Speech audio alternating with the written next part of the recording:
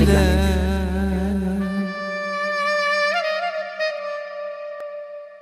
Masih di Kalam Kajian Agama Islam, dan buat pemirsa Bara TV yang baru bergabung, nanti bisa ikut berinteraktif di line teleponnya di 0254 220044. Ya Kang Wahyu, tadi sudah ada yang bertanya kan dari Kang Rohmat yang di Sempu ya. Hikmah dari manfaat dari wudhu. Iya. Terima kasih pemirsa Bara TV rahimakumullah. Sebenarnya banyak sekali hikmah dari wudhu. Sekiranya saya katakan hikmah wudhu yang terbesar itu adalah diampuninya dosa-dosa, ini sudah sungguh sangat mencukupi. Kenapa? Karena bukan hanya sehat ya dengan menekan titik-titik akupuntur, artinya sehat jasmani dan juga sehat rohani. Di sini saya kira yang terbesar itu wudhu itu kita tujukan untuk memohon ampun kepada Allah.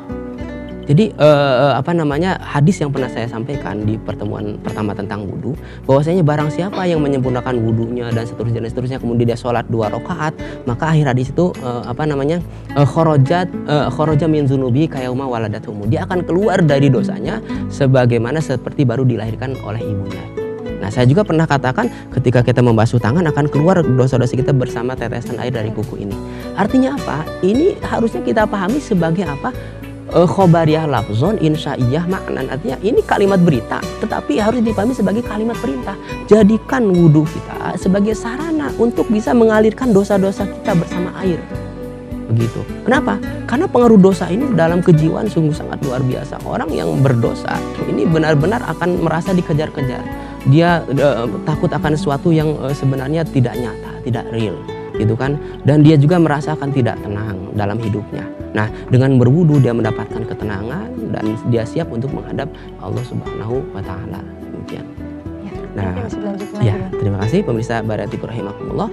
Yang berikutnya hendaklah kita setelah selesai berwudu ini tidak mengelap ya. Ini artinya ini pemahaman secara tekstual ya. Tidak mengelap anggota tubuh yang sudah dibasuh atau diusap. Biarkan menetes dengan airnya, biarkan menetes supaya menetes dengan dosa-dosa kita.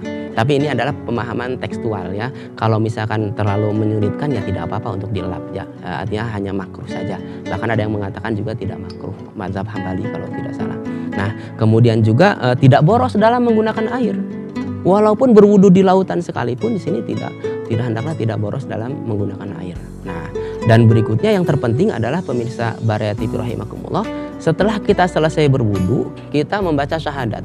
Nah, dalam mazhab Syafi'i dianjurkan sambil pandangan kita ke atas ya, ke langit, kemudian walaupun dia orang buta, di sini kita mengucapkan syahadat asyhadu alla ilaha illallah wahdahu la syarikalah wa anna muhammadan abduhu wa rasuluh.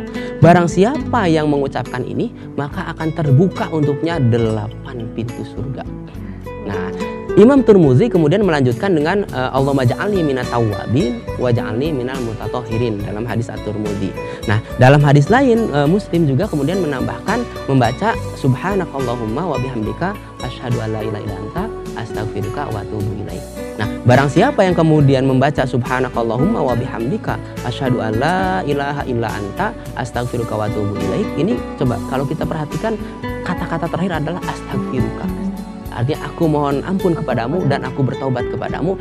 Ini wudunya ini akan tertulis dalam semacam kertas dari kulit, pirokin, kemudian distempel ya, di lakban, distempel, dan ini disimpan di langit dan tidak akan ada yang mampu membukanya. Artinya apa? Nanti di hari kiamat nanti, di padang mahsyar nanti, pahalanya akan diberikan utuh. Pemirsa Bara TV, ini tentu saja kalau kemudian kita memang wudunya benar-benar khusyuk, ya kan? Ibnu Mas'ud juga mengatakan kalau seseorang itu wudunya benar, ini setan ini akan menjauh. Saya pernah sampaikan bahwasanya kalau kita perhatikan setiap anggota yang dibasuh ini berada di pinggir-pinggir tubuh kita, kepala, tangan, kaki. Kalau kita bentangkan seperti ini kita sudah berada dalam lingkaran perlindungan Allah Subhanahu wa taala. Setan akan menjauh. Kita dilindungi Allah Subhanahu wa taala. Nah, masih banyak sebenarnya adab-adab yang lainnya. Misalkan ketika kita istinsyak menghisap air nih. Jadi bukan mengusap hidung, bukan. Dalam berwudu saya sering melihat orang yang mengusap hidung saja. Sebenarnya bukan mengusap hidung, tidak ada manfaatnya mengusap hidung. Kenapa? Karena kan dalam wajah ini hidung sudah terbasuh juga. Ya, mungkin saya takut lupa, ini perlu saya ingatkan, batasan wajah ini adalah dari mana bitusar tempat tumbuhnya rambut sampai ke sini.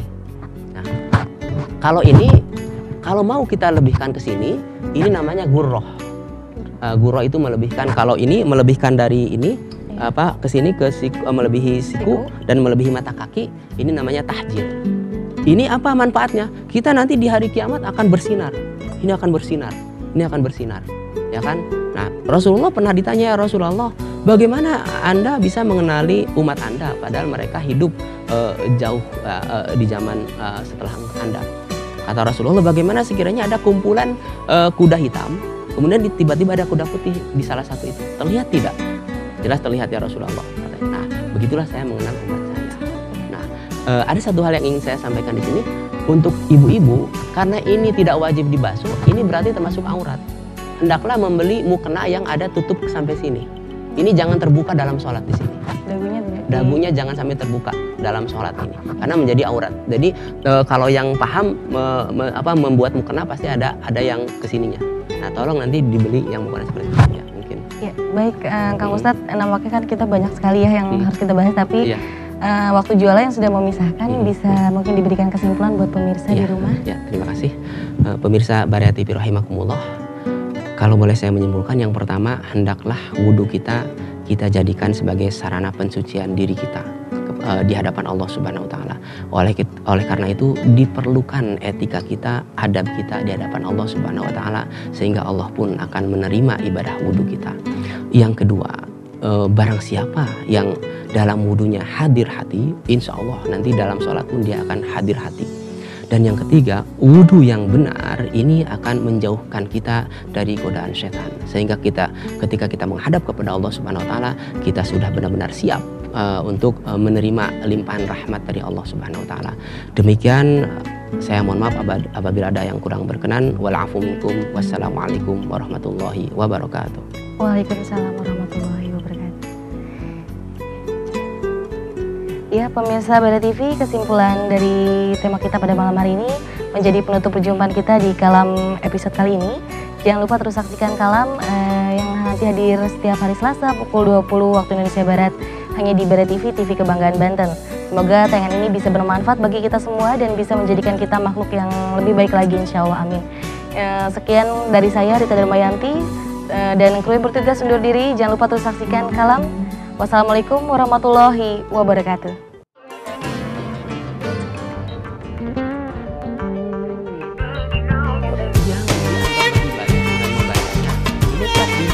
Pendapat membaca Al-Quran ini bernilai ibadah.